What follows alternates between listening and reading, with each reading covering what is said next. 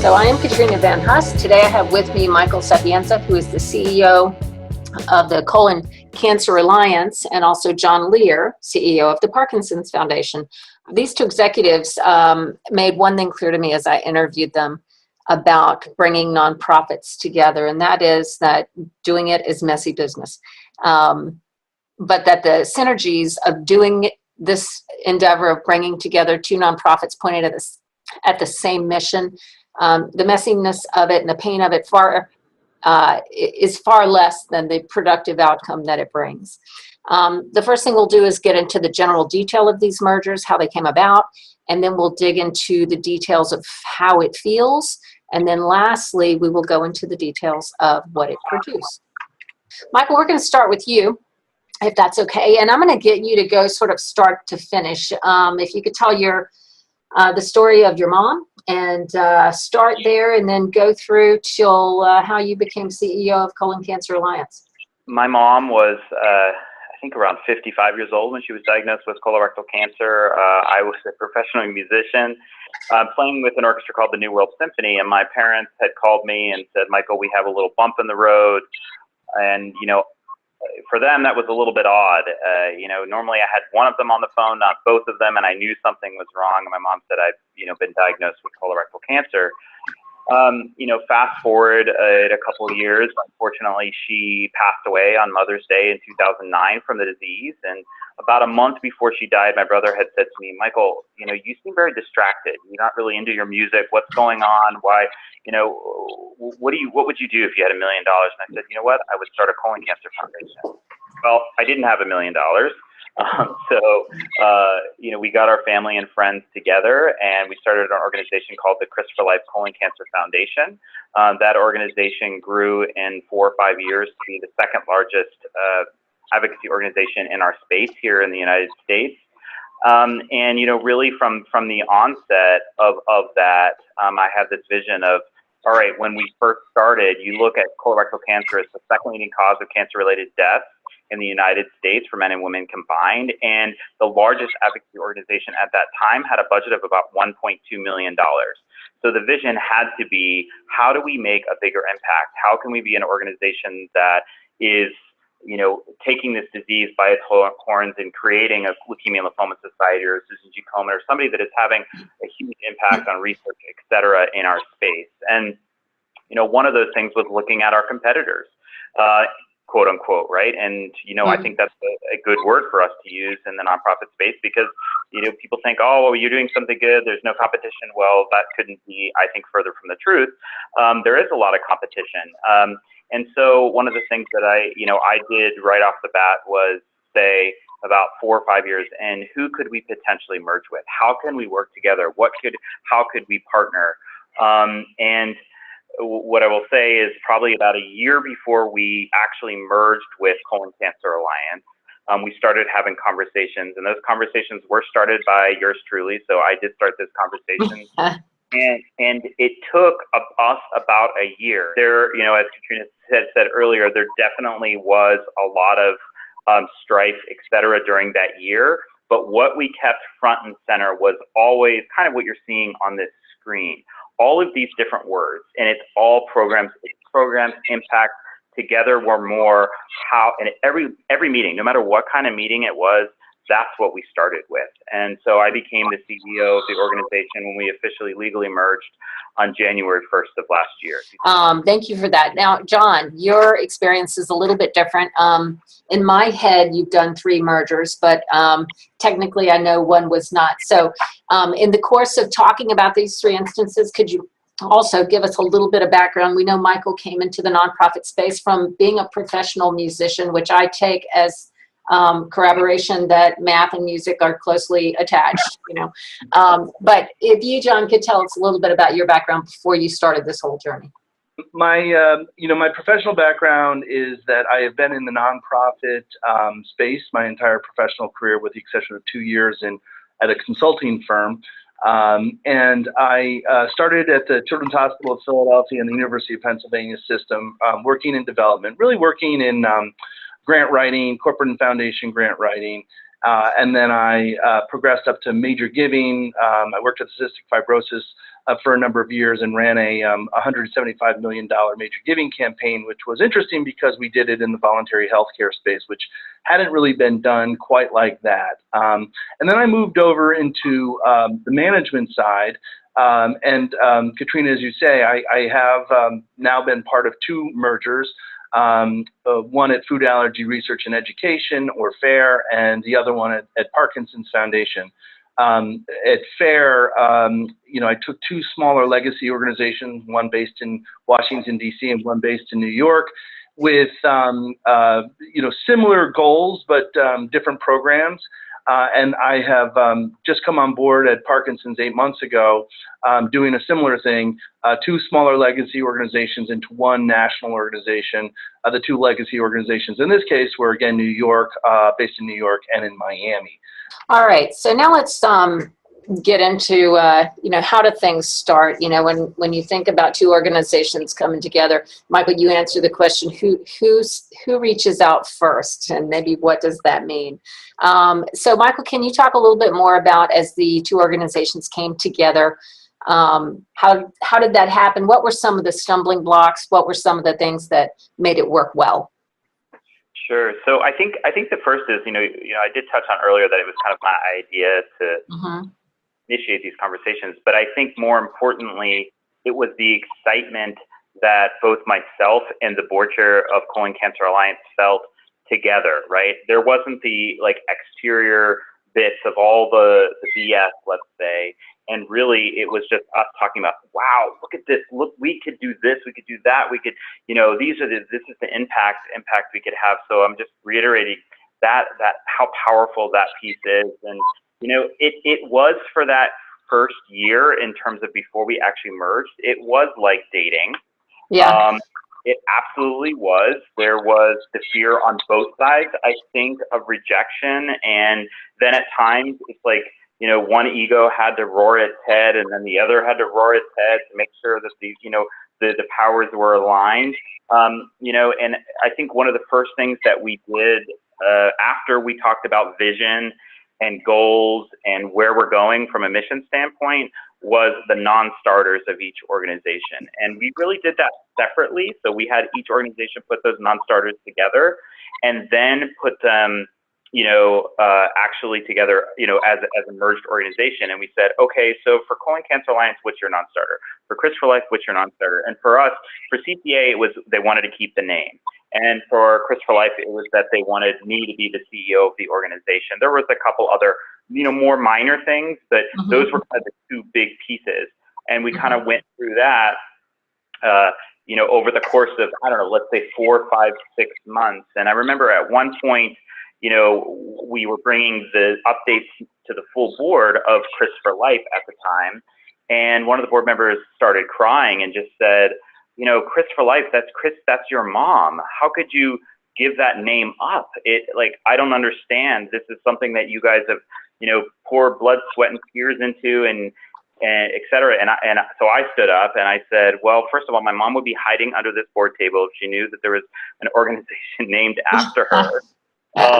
And then the second was my dad stood up actually and was like, this is what Chris would have wanted. This is why, Chris maybe is looking down on us and would be excited, right? The whole point of what we are all sitting here to do is to have more impact for patients and families. And it was such an incredible moment for the full board. I mean, obviously it's, Chris's husband, so that has impact into itself, but it also told a different story, which is we are bigger together. And these little petty things, and I hate to call them petty because they're really not, they are things that you have to move through emotionally, et cetera.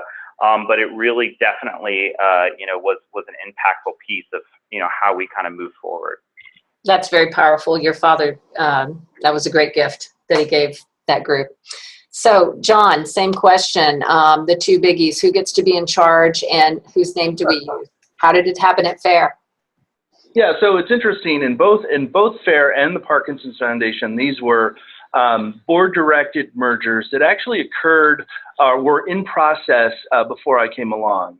So at Food Allergy, or FAIR, the two boards, what happened, the opportunity that presented itself was there was one of the founders of the organization stepped down. And I think that cleared the way for board members to have, on both sides of the equation, to have a conversation about ways that they could bring their complementary mission programs together.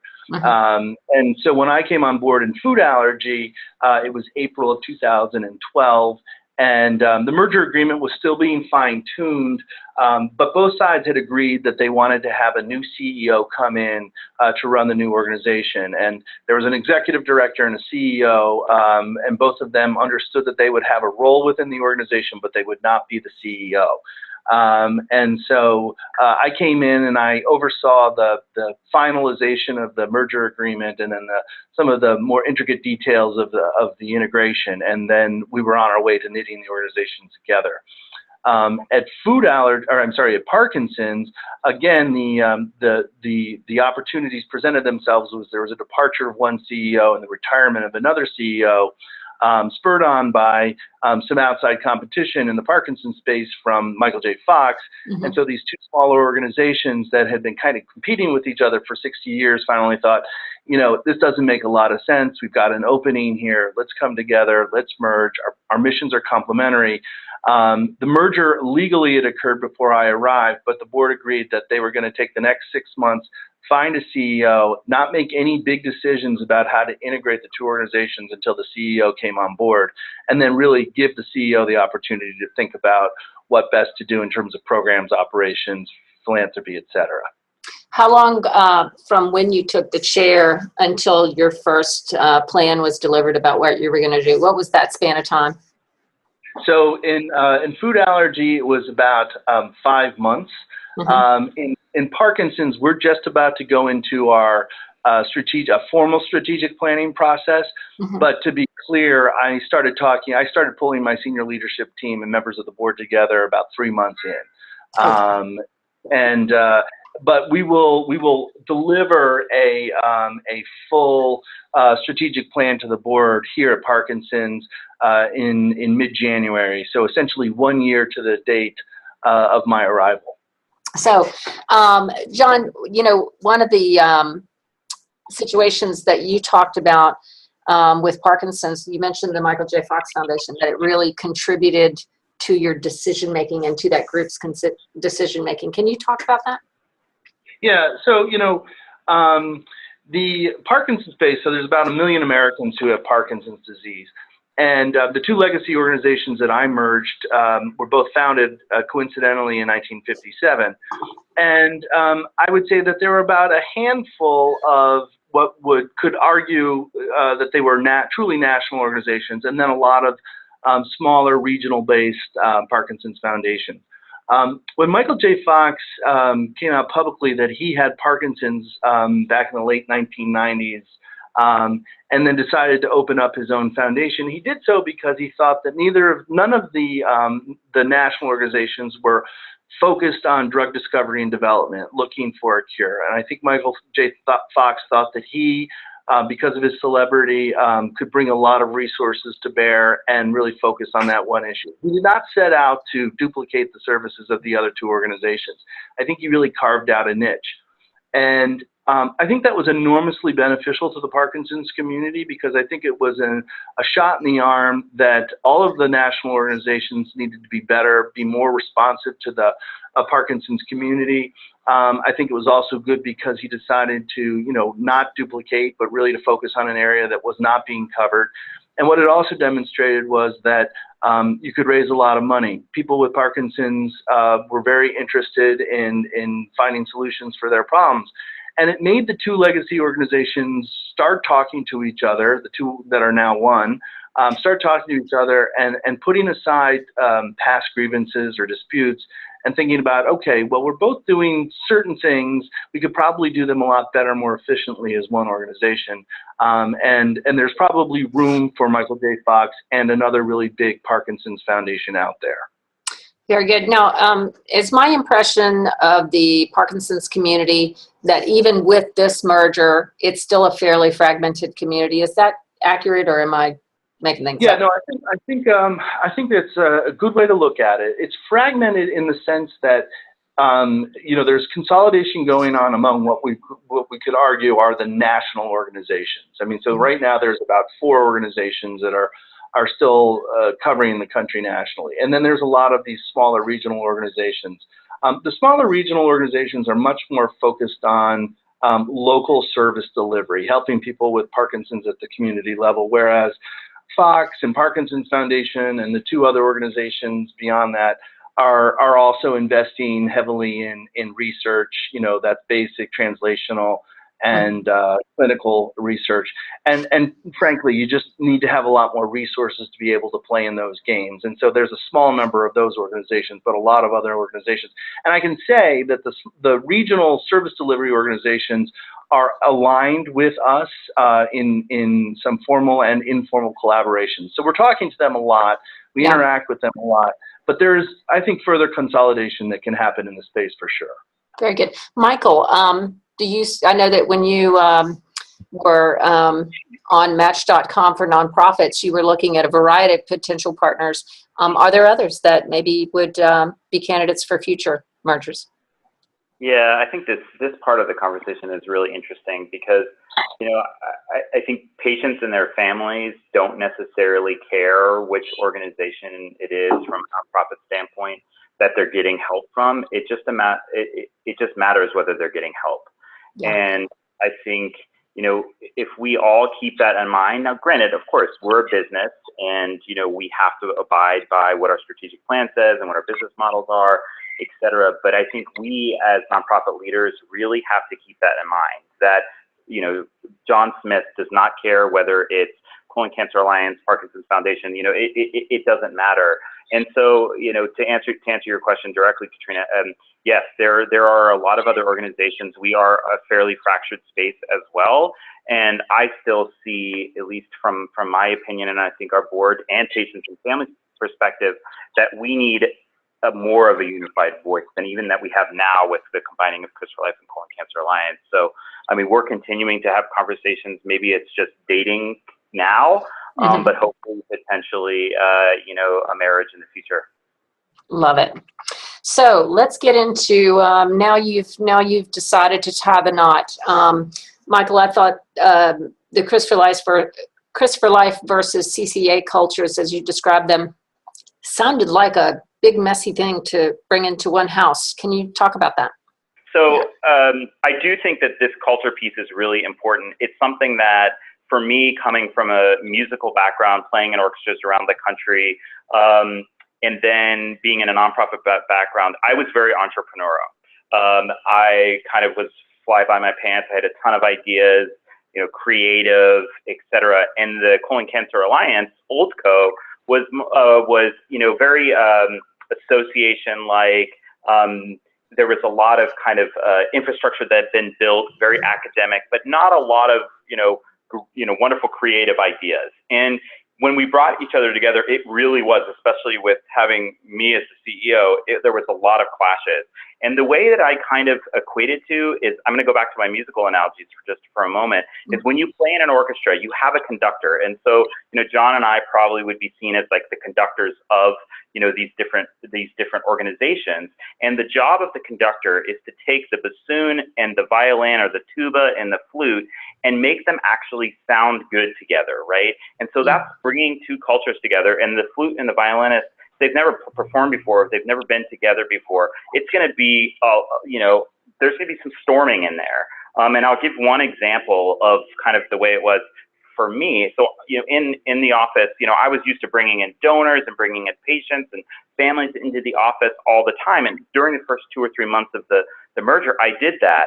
And there was this huge backlash from employees. Oh my gosh, Michael's coming into my office with a patient or with a donor, et cetera. And I'm like, I didn't have patience for it, of course, right? I'm like, what are you talking about? These are the people that matter most to us.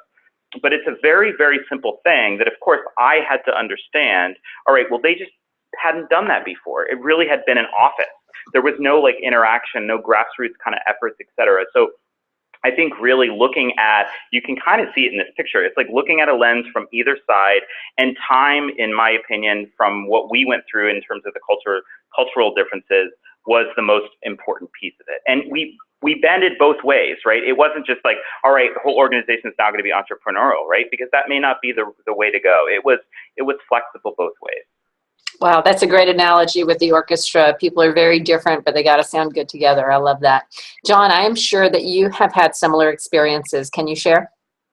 Yeah, absolutely. And I think Michael's analogy for the conductor is spot on. I often refer to myself as, in these situations as a quarterback or a conductor. I think both of those work where you've got team members who are very valuable, but you've got to have somebody who's at least kind of, calling the shots and pulling it all together and making sure that everybody's working harmoniously. In both of the merger situations that I was involved in, it was interesting because you had drastically different cultures, on both sides of the equation. In food allergy, I had one organization that considered themselves to be research, scientists, evidence-based, and the other organization was, we're the grassroots organization. We're in touch with what's going on the ground. And they were both very prideful, rightly so, in what they did, but they also were a little skeptical of what the other side was doing. That actually plays itself out a little bit in the Parkinson side. Again, one focused much more on research and the other one being more of a grassroots organization. So bringing the culture together is something that I work on with my leadership team all the time. We're talking about culture a lot. And we have the added burden here of having leadership team based in Miami and leadership team based in New York. Because when the board came about, when the board merged, they didn't want either organization to feel subordinate to the other. So part of my role is going back and forth between Miami and New York, but also making sure that the leadership team, who are still here, are going back and forth to Miami. So it's in New York. It's a bit of a tricky thing. But I think it's worth spending a lot of time on. It's fair because our culture was so different, and we had a little bit of staff turnover, which is very natural, I think, in these types of mergers. People think, you know what, I'm not up for this. I want to move on. And so you have a chance to bring in some new people, but you have to knit them into the existing as well. So in one case, I actually brought in a firm here in New York that are business psychologists, and they did some really nice work. We didn't do a Myers-Briggs, but we did something similar. The idea was to understand how we each worked and, what the composition of the team was. Somebody was very focused on their individual, whereas somebody else liked to bring in and have a lot of consensus. So we were trying to understand that so that we could work most effectively as a team. That's fantastic. What do you think the degree of difficulty having the two offices, one in Miami, one in New York, what degree of difficulty did that impose as compared to the other way that you did it with everyone that went off? So, in the first situation, the board said to me, John, you choose where you want this organization. And I was living in Washington, D.C., so it was a pretty easy choice. So I kept the organization in Washington, D.C. as the headquarters. We did keep an office open in New York, and it was an important office, and I had one member of the leadership team there. In this situation where I'm going back and forth, the burden really is falling on me, and I'm up for that. That's what I signed up for. I would say long-term, it's going to be a challenge because you do want to be able to pull your leadership team together. Technology helps in that. Zoom, just like we're doing now, is very effective. But sometimes you need to bring your leadership team together and kind of look at each other in the eye and solve problems like that. So I think over the long term, we'll probably have to reevaluate, should the leadership team be in one location altogether, or is it okay to keep doing it this way? I think I would say I'm leaning toward, let's pull the whole leadership team in, let's have the leadership team in one place. Got it. Very good. All right. So now let's talk about the boards of the two organizations. And John, I'm going to ask you first, what have you found specific to the boards is the best way to bring them together? Yeah, so in food allergy, what I did was when we formally merged, we had a board meeting of the collective, the new board, and I brought in a consultant, and what we did was we talked about, let's make sure that we're achieving consensus, that we're rowing in the same direction. We did a road mapping exercise. One of the key questions we needed to resolve initially was, okay, we have limited resources, we're trying to do certain things. What is the spend, research versus education and care and advocacy do we want to have? And so at that very first meeting, led by the facilitator, we came up with a formula of 75% for research funding and 25% for education and advocacy. And, again, I think, and we all bought into that, and that was a very good, clear indicator to me and the leadership team about how we were going to use our programs, go about our program spend and budgeting. And I would say that in Parkinson's, it's remarkable. In both situations, the boards, I've said this in both situations. If I brought in somebody from the outside and asked them to try to pick out who was on the one side and who was on the other side, in both circumstances, immediately those things fall apart. The boards came together, I would say, more quickly than the staff.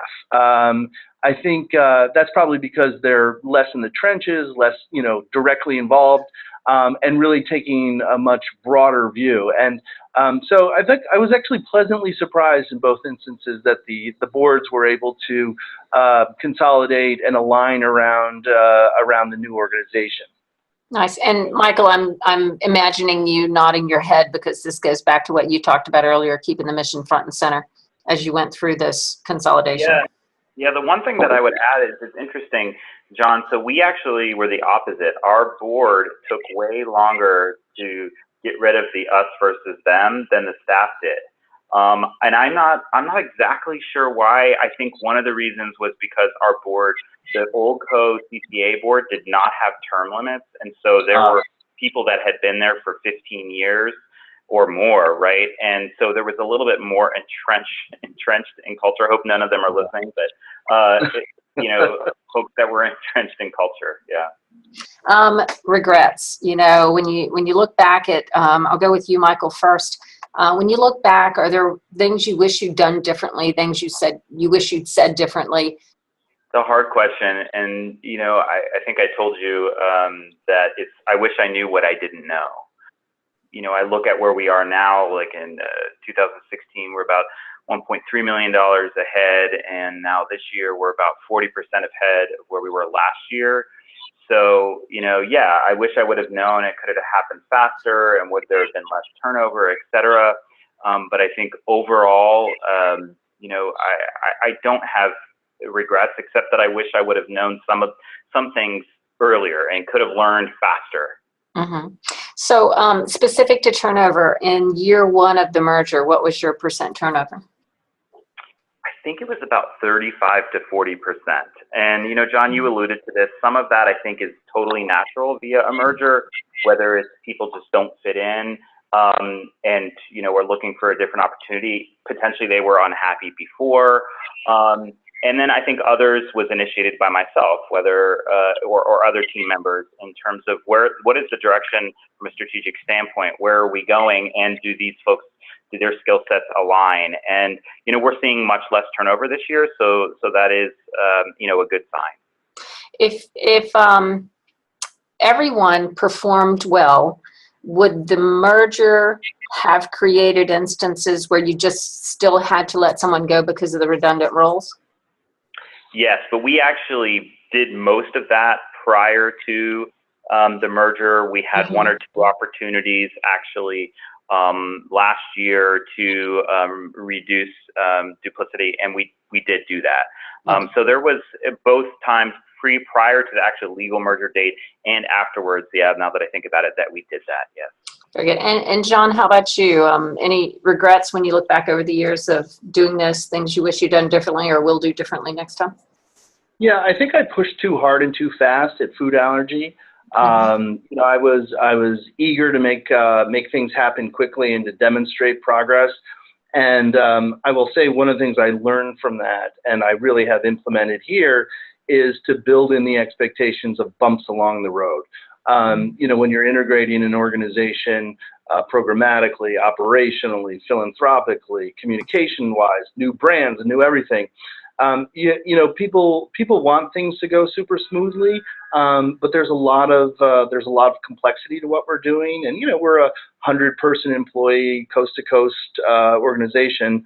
And so, I would always say, look, folks, we're going to implement a new phone system, but if your phone doesn't work, please just, let's make sure that we bubble that up to the people who can take care of that, and we'll get on it as quickly as possible. So I think building in those expectations that it's not going to be smooth as glass, that there are going to be bumps in the road, that we're going to try and address them as quickly as we possibly can, was a really big lesson learned for me. And I will say that in terms of turnover at food allergy, I had considerable turnover, and I've had virtually no turnover here at Parkinson's.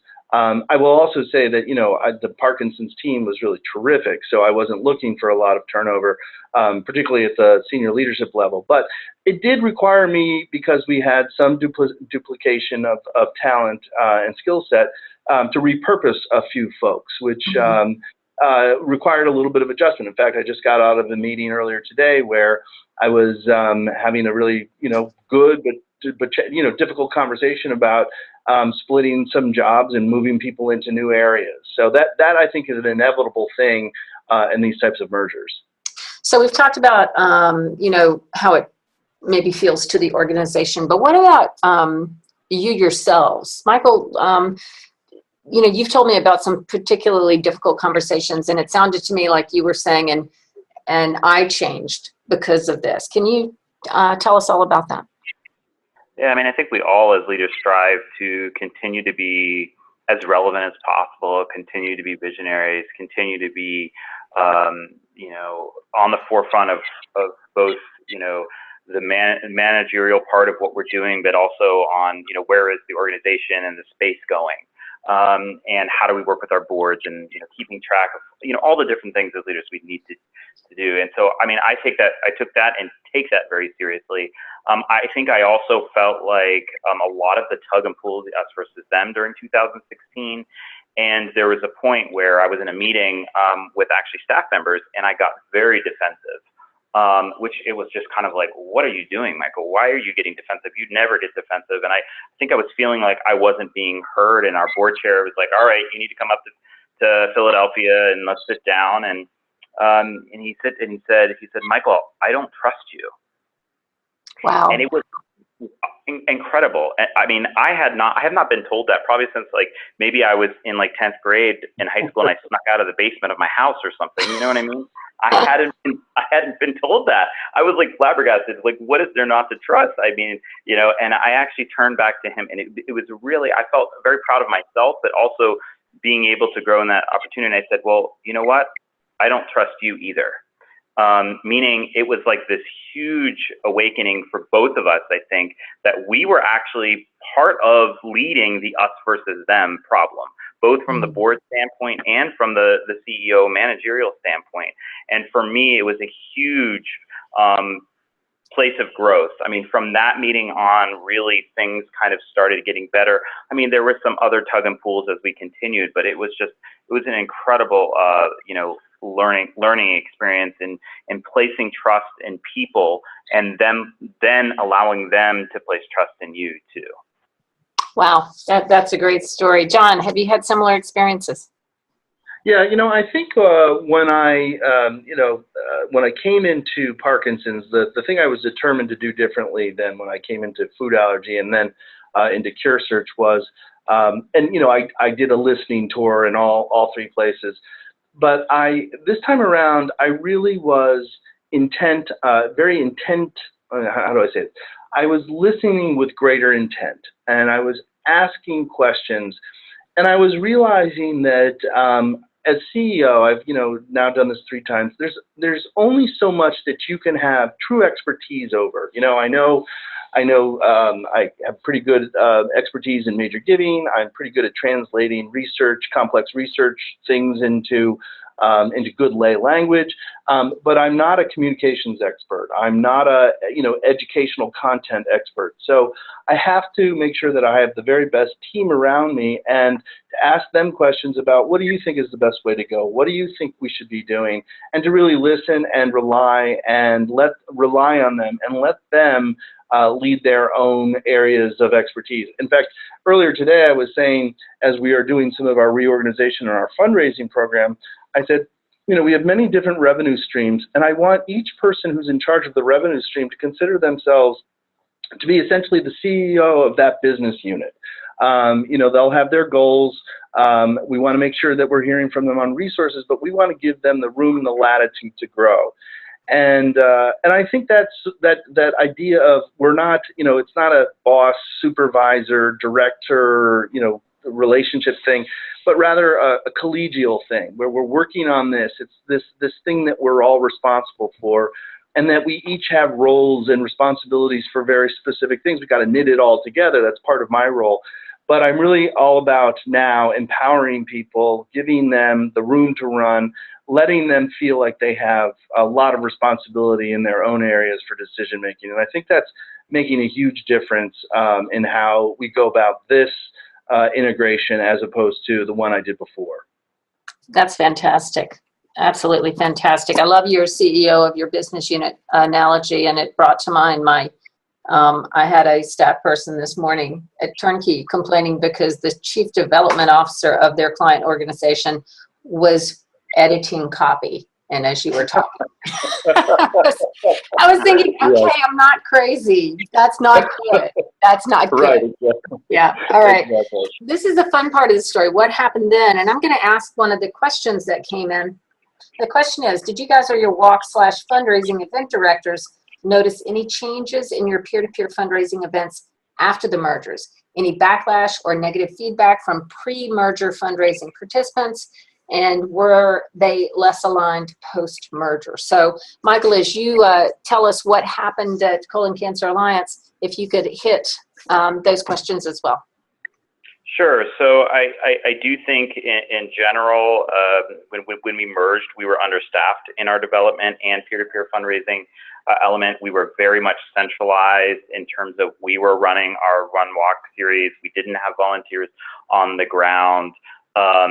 At least, let's say, a lot of engagement of volunteers on the ground. And we weren't necessarily aligned in that when we first merged. And I would say now we are getting alignment in that. We are launching a DIY program. We are launching, looking to figure out potentially even another event series outside of that for pipeline and continued growth. And it did take a long time. And I think, it took us 6-9 months for the team, both the VP for development, director of special events, et cetera, to get aligned in that piece because, we're moving strategy and you're also implementing day-to-day strategy. So it's a lot of stress on the team, and I'm also saying, all right, we got to meet these numbers, but, those sorts of things. But, you look at it, the reason why we merged was because 1 + 1, equal 2. And, I look at it, like I said before, 6 months down the road, we were at a 3, and 9 months down the road, we were at a 4. We are continuing to grow, by leaps and bounds. We just started a new prevention foundation in Philly, and continue to do very, very, very well. And Michael, tell me, when after the merger was the moment when you looked around and you took a breath and had a sigh of relief and went, "It's going to be okay. This is going to work"? Yeah, so this is a hard story for me to tell, so I apologize now if I get upset. But so Blue Hope Ashes, our annual fundraiser last year, it was at the Fairmont in Washington, D.C.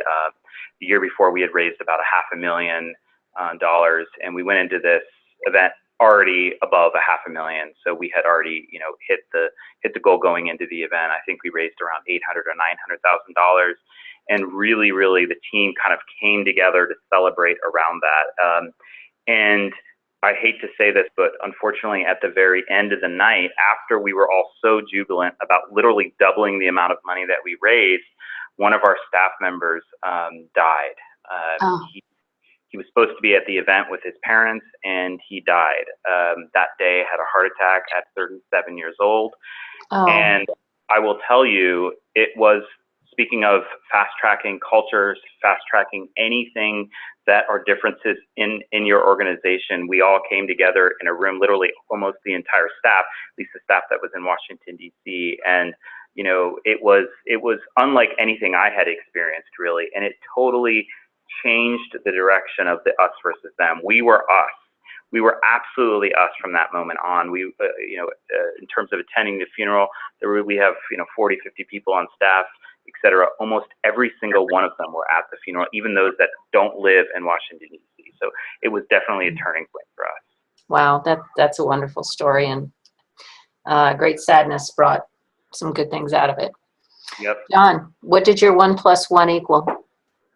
So it was really interesting because at both Fair and at Parkinson's, our first year as a merged entity were the best financial years for both organizations in their histories, which yeah, and I attribute that in the case of Fair to just the energy that we brought from the post merger. Some really great people that we brought in from the outside, including my chief development officer, the person we talked about before, Katrina, and just a lot of energy around that, and thinking about the business in a different way. And the good news was people bought in. I mean, there's a little bit of resistance to some of the things that we did, particularly in our walk program, but we were imposing best practices, and it resulted just in an increase in our revenue. The increase in our revenue this year at Parkinson's Foundation is a little worrisome to me, frankly. Yeah. Because we really did have a great year, and it's more because of it's less.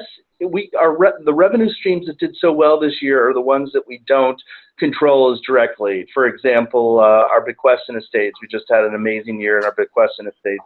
And so what I've done is I've staffed up in our major giving. We are expanding our walk program.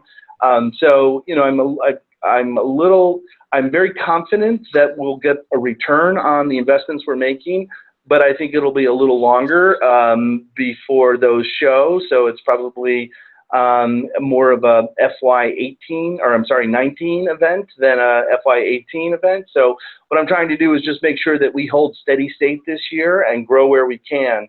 But when you have a blockbuster year in your first year, it's great, but it does raise a lot of expectations for how you're going to do. And not that we're not up to those expectations, but if it were areas that we directly controlled, I would feel more confident. But because it's in areas that we don't directly control, it just gives me a little bit more angst. Got it.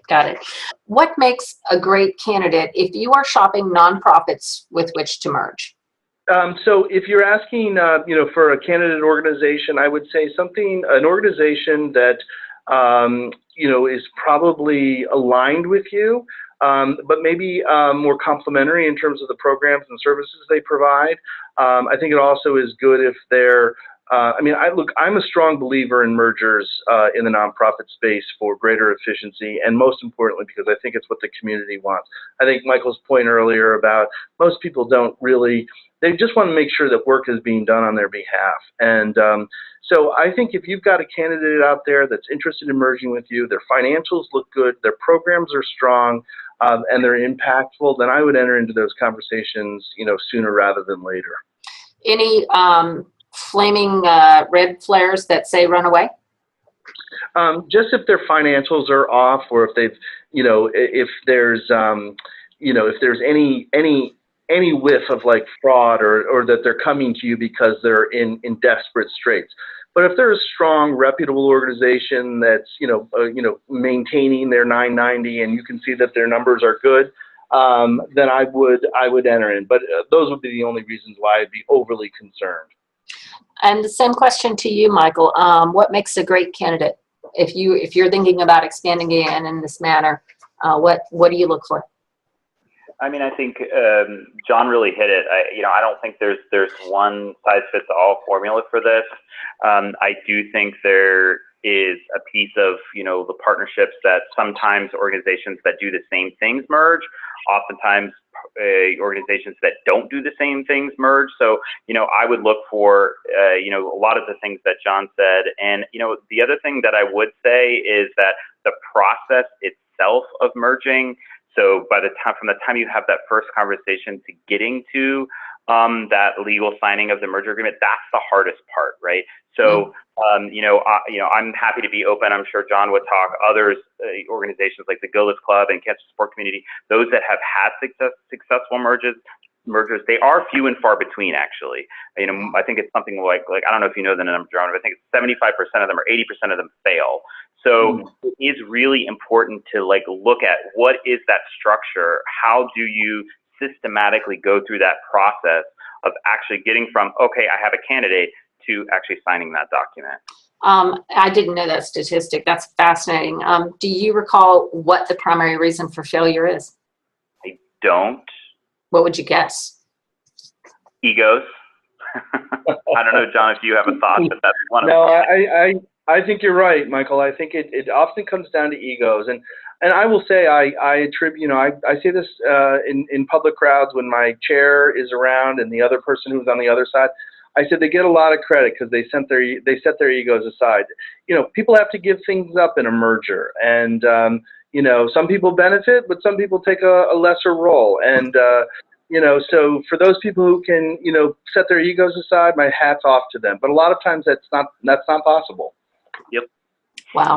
All right. So, gentlemen, I am going to ask a question for my chair right now. One of the elements of priorities in my own strategic plan is to identify strategic partners who might eventually become part of Turnkey. I know approximately how much time I should be devoting to that effort. Is that same sort of thing, finding new potential partners to merge with, part of each of your strategic plans? And if so, how much time do you try to devote to that effort? The board, you know, has talked to us about this, and I feel strongly. I think I mentioned before, we're still in a fractured space, so I do still spend, you know, I don't know how to put a time amount on, but let's say 10% of my time, and not just thinking about mergers, but partnerships, because that's the first step. Sometimes we're talking about dating / partnerships. Those are the first steps. And so, yeah, I would say absolutely. I think in our space, it's crucial. We need to end this disease, and we're stronger together. So, yeah. And John? Yeah, I would echo exactly what Michael said. I think you're right. I think I spend probably about 10% of my time thinking about it. There are some clear, you know, if you looked at, you know, I'm not going to mention any names, but if you looked at our space, you would say, okay, I could see that down the road, maybe this organization and that organization would want to start having conversations. So we're definitely thinking about it from a strategic perspective. And again, I come back to, I think it's what the community wants. I've heard this from the community, not just, you know, I mean, anecdotally, but more than just anecdotally. And I think Michael's point is a really good one. There are mergers, and then there are ways to get to mergers through collaborations, through partnerships. And, you know, if you're in a program space, there's ways to involve other organizations programmatically so that you're working on the same thing. And then you get to know them, and some of the suspicions and fears start to drop. And advocacy is always an easy place because you're not really talking about money. You're talking about, you know, policy or the federal government's money. So it's sometimes an easy place to start to forge those relationships. But I think talking to the people who are out in the space, getting rid of those suspicions, and talking about ways that you can partner on different projects is really a great way and a great way to go forward. We're doing that with a number of the organizations that are in our space right now.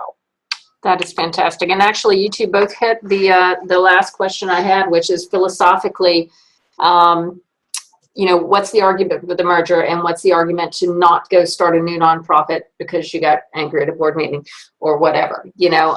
And I think you hit that. You said the community expects this of us, to be an efficient conduit of funds to the mission. Absolutely. Yeah. Michael, any thoughts on that?